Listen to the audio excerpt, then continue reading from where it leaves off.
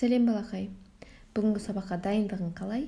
Бүгін біздер бірге 53-ші сабақ К дыбысы және әрпін өтетін боламыз.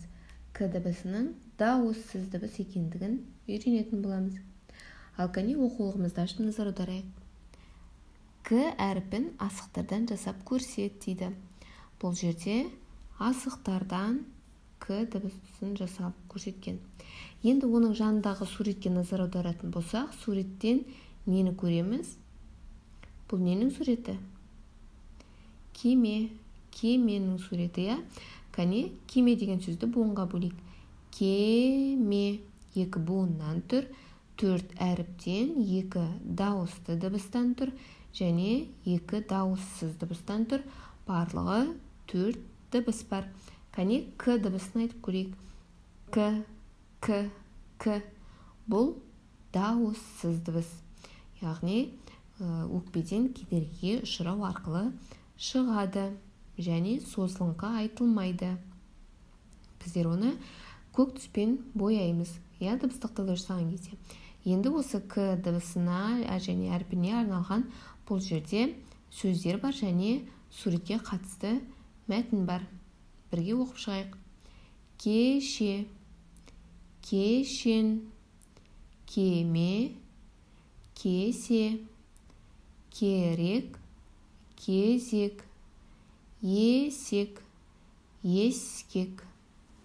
Келесі мәтін кеме. Анау кеме, ол суда тұр. Кеме үлкен, айдын кемемен қыдыруды армандайды.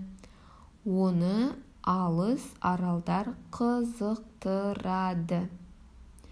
Мәтінді оқып шықтық. Бұл жоғарыдағы суретке қатысты берілген мәтін екен. Енді оның астында бізге ребус шешуге берілген. Ал кәне бірге шешейік ребусты. Бірінші тұрған бұл ненің суреті? Кесенің суреті. Соңынан бізге неше әріпті алып таста дейді? 1, 2 әріпті алып таста дейді. Ке, оған нені қосу керек біз? Бұл ненің суреті? Өріктің суреті. Кәне, өрік. Өрік деген сөздің алдында тұр, я? Бұл өрік суретінің алдында тұр. Сондықтан бізге ол не дейді? Бірінші әрпін алып таста дейді. Сонда қандай сөз пайда болды? Екеуін қосқан кезде керік. Керік деген сөз пайда болды.